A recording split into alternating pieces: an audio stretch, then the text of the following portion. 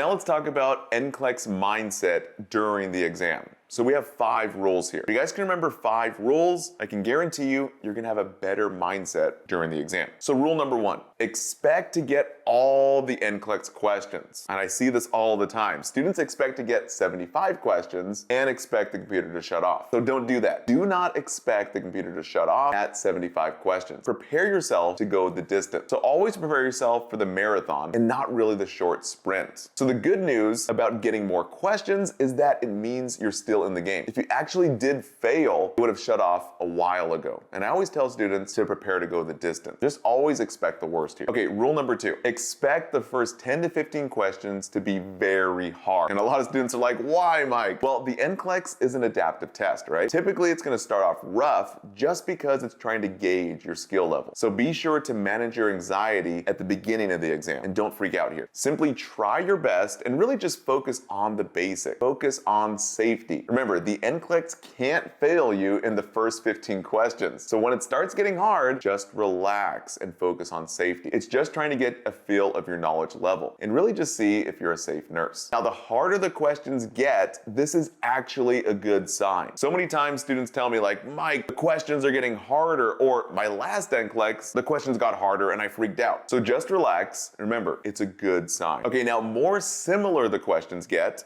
this is a sign that you need to improve. For example, let's just say you missed a few dosage calc math questions. Well, the NCLEX is gonna keep on giving you those math questions until it feels that you're safe. Then it's gonna switch topics on you. Now, rule number 3, don't expect to know everything. Remember, the NCLEX doesn't expect you to know everything. It expects you to be a safe nurse. Remember, safety is number 1 on the NCLEX. As long as you steer towards safety, this is how you're gonna pass the NCLEX. Even if you don't know the correct answer, always choose what is the safest thing I can do and guess towards safety, because the most safe nurses are the ones that pass the NCLEX. Now, rule number 4, don't change your first answer. And I know we hear this all the time, and I personally see it all the time. If something seems correct, probably is. Like 90% of the time, we go with our gut feeling. How many times have you been in an exam and had the right answer only to change it to the wrong answer? Remember, only change your answer if you're 1000% sure that you're correct. Or if you don't know or find it risky changing the answer, then don't do it. Go with your gut and find security in that. Often, more times than not, you change your right answer to the wrong answer. Now, rule number 5, remember, where your focus goes, your energy flows. You're always gonna manifest what you focus on. So if you're focused on not failing, guys, you're still using that word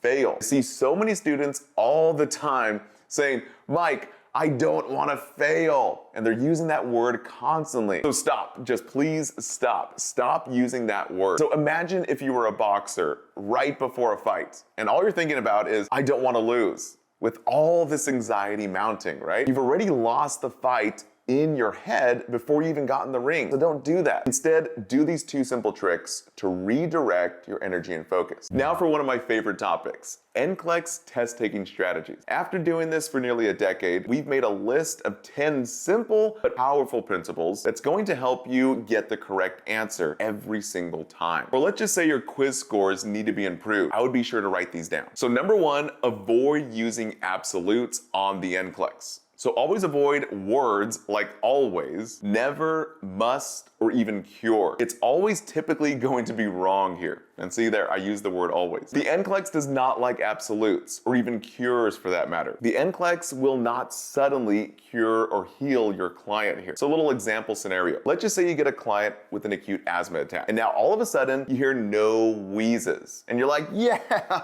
the NCLEX just cured my client. Wrong. Your client is most likely dying here. No wheezes in this case is a deadly sign. The client is having an asthma attack, right? So we must think the worst. We must think what kills this client right now. Because remember, the NCLEX is a safety exam. It wants to make sure that you're a safe nurse. Well, right now, the lungs are basically being so puffed up that no air can flow through. This is what's called status asthmaticus, and the client will die from this. Now, rule number 2, this one is pretty simple here. Don't read into the question. Use only what they give you in the question. Honestly, you'd be surprised how many times your mind will do this once you start getting test fatigue. If it's not specifically mentioned in the exact question, question, then guys, don't add extra meaning or even extra history to the question. Stop making up a big, huge backstory in your mind to validate the wrong choice. Trust me, I see this a lot, especially when your brain starts getting fatigued. Now, rule number 3, always least invasive first to most invasive procedures last. For example, let's just say you have the option between restraints or therapeutic communication. Well, which one are you going to use first? Always use communication first. Restraints are never a good thing on the NCLEX. Way too invasive here. All right, rule number 4 is assessment comes first, and nursing interventions or even treatments come second. Now, we call this assess unless in distress. Only if the question gave you all the assessment data first, and now an action is required for your first or best action. Rule number 5 is very similar. Always assess the client first before assessing machines or even equipment. Remember, the NCLEX is simply a safety exam, so assess the patient first. For example, auscultate fetal heart rate before checking the monitor. Now, rule number 6, an answer that delays care or even treatment is usually wrong. Remember, assess unless in distress. Then an action is needed. Now, rule number 7, if 2 answer choices are exact opposites, then one is probably the answer. For example, let's just say we get a few options and we're narrowing it down to 2, bradycardia and tachycardia. Those 2 are opposites, so one is probably the answer here. Now, option number 8, if 2 options are very similar or saying the same thing, then none are correct. For example, let's just say the client with increased vomiting and hyperemesis. They're both basically saying the same thing, so they're probably both incorrect. Now, rule number 9 is very critical here. Remember, if one part of the answer option is wrong, well, then the whole answer option is wrong. There's no picking apart options here. So for example, let's just say we're going to find the best food choice, and one option has grilled chicken with deep fried potatoes. And now you're thinking, Mike, grilled chicken is a great option. It's actually one of the best options on the NCLEX, to be honest. And I'm like, okay, yes, but it comes with deep fried greasy potatoes, so it must be wrong. Because remember, if one part of the answer option is wrong, the entire answer option is wrong. Now, the last rule here is therapeutic communication. Rule number 10. This one always confused me during nursing school and even on the NCLEX. They really want to see you do 2 things with